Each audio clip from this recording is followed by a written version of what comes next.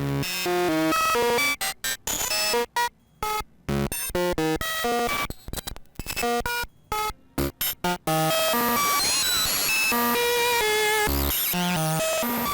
it's Fest at NAMM 2024 with Ilya and GameChanger Audio. How you been, man? I haven't seen you since Super Booth last year. Yeah, been doing good. We've been up to some exciting stuff. So at Super Booth we showed the early prototype for our first module, and now I'm happy to say it's fully ready out there, and it's already shipping as we speak. So yeah, introducing the Plasma Voice. So yeah, you were just telling me that you kind of almost lost your mind making this module, but it looks crazy and it looks like it's capable of a lot. So let's run through what we got. Yeah, that's absolutely true. So the Plasma Voice, it's a incredibly deep module, but basically like we wanted to create a new type of oscillator. So we've already established our name, GameChanger Audio, like in the, kind of as the Plasma guys. We wanted to kind of take advantage of this high voltage discharge system that we were using earlier as an audio effect, but now we've upgraded this kind of like our like circuits. Basically, we upgraded the Plasma circuit and bent it in such a way where we can achieve a situation where the high voltage transformers themselves and the plasma discharge tube itself becomes an oscillator. And then, as the name implies, this module here is a fully fledged voice. So we can trigger a certain note, a certain like set of discharges in the plasma tube. We can adjust the time, the filtering envelope, and so on. And the way the module is laid out, it offers 7 banks of engines. So we have a bass bank, a lead bank, a bank for pluck, drum, metal, static, and spark sounds. So the last 2 categories, static and spark, they're a little bit more open to interpretation. Basically it's taking advantage of this electrical nature of the sound. But basically we'd like to think that we've invented a new type of oscillator, and we've built a whole independent voice, kind of modular voice around that oscillator. And the things that you can do with this is absolutely crazy. So each bank has 7 variations on the engine. So basically, let's say in the bass bank, this slider here that's labeled ambiguously harm. In the bass bank, it adds harmonic saturation like sub-octaves and so on, whereas in like the lead bank, the harm is like adds like a gnarly distorted qualities to the sound and so on. And these in total, this engine this module offers essentially 49 different synthesizer engines. So there's a lot of stuff to explore, lots of stuff to play around with. And yeah. That sounds incredible. You know what? Let's just throw some headphones on. I need to see what this sounds like. Absolutely, man. So this is the bank 1 bass, and this is the first bass engine. So I'm just increasing the decay time.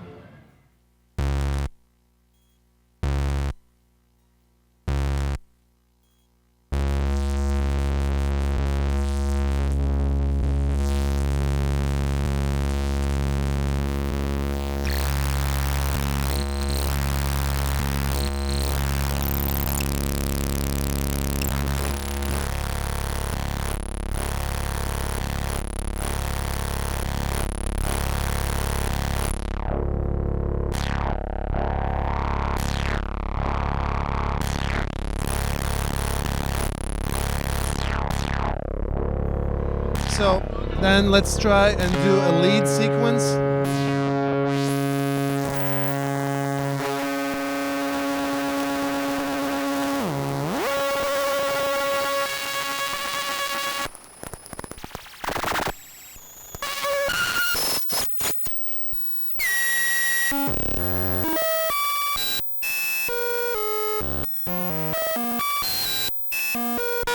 So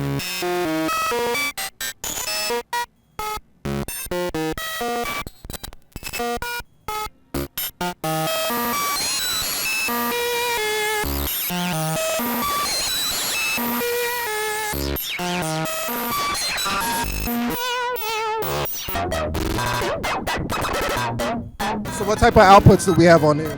So the outputs, it's just the audio output. So, but you can send in your own envelopes so you can attenuate basically the time parameter or the filter with attenuverters. You can send in accents. This is the multi-purpose kind of accent input. And you can set it up to work in 7 different modes. So for example here, I can have it be an accent, a duck, so I can have like a drone going on and just have a sidechain kind of ducking situation on every trigger.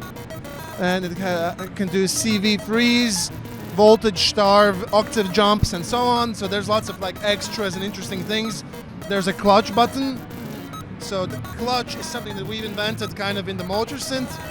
When you hold the clutch, you can make any adjustment you like to the module.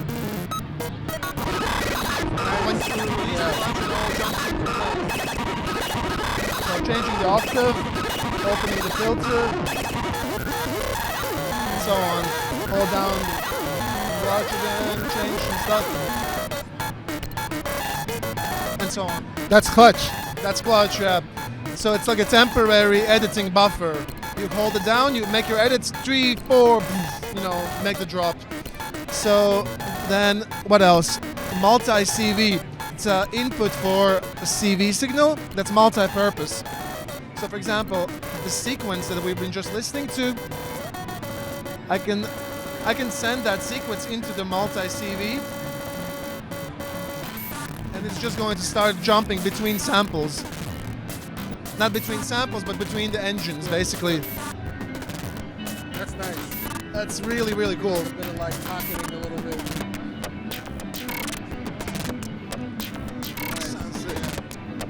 So, and you can do that in a random fashion, like I'm doing right now. I don't know exactly what I've got going on here. If I like offset from this, then I'll have a slightly different sequence of engines being triggered. But I can also do it with precision because this tracks notes per octave. So if I want to trigger, for example, bank 2 and engine 4, I just send it like an F2 note, and that will trigger like bank 2 and engine 4, and so on. So you can do a precise sequence and precisely switch between engines using node CV. So that's another thing. And it has a MIDI input, so you can control anything you like with MIDI and so on. So that's the multi-CV input, and now I'm using it to trigger to change between the engines. So, but I can also set it up like this to be an additional parameter control for any one of the knobs. So I can have, for example, the pitch sequence here, and now I've set the modulation input, multi-CV input. Also mapped it to the first slider, and now I can send another CV sequence, and now I'm adding these together. So that's another thing. And very powerful voice, man. And also here, right now we're listening to it in trigger mode, but in the first menu here, I can change it to oscillator mode, where it's just going to oscillate. So like that. So now this is my my amp level. So the time slider becomes the amp level. So now I can just send an envelope and open it up manually the way I like it. Right? So that's a really cool feature. So now it's in oscillator mode.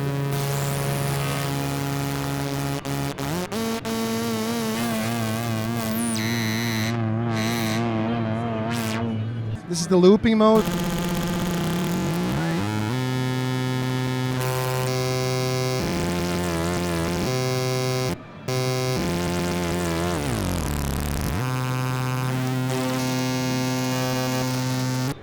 I can send triggers to it. So there's triggers, and I'm sending a CV. Right? Let me just remove some steps. And if I'm sending it a CV like that. Okay, so now let me change that to LFO. So now it's receiving just an LFO, right? So the trigger is triggering the amp basically and the sound, but the CV that's receiving is just has the LFO patched in, so it's just constantly going up and down. And because I have a long decay time, we can hear that. But in the settings here, I can just set it to change the CV, read the CV information only on when the trigger is received. So now, for example, it's going to update the pitch from the LFO. It's going to read it only on each trigger.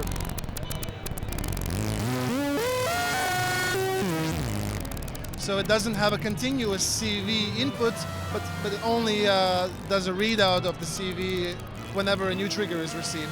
That's a super useful thing if you want to have like use an LFO or some random modulation, random like voltage source as the sequencer. So that's just a nice little add-on since we're going into these deep features. But the main idea is honestly it's not the extra features. The main idea is like this is a unique oscillator engine that you can use to produce kind of new sounds that it wouldn't be I don't think it would be possible to make some of these sounds by combining like other modules in standard oscillators. This thing is capable of sounding as if you've plugged in your audio outputs directly into the wall, basically. Yeah, for sure. All power with the power of high voltage, man. Exactly, yeah. Also, there's an analog drive and bass and treble boost system. So you can make the electrical discharges sound absolutely thin and nasty like this. Or you can make them incredibly boomy and bassy. And you can also always step everything up with a drive and so on.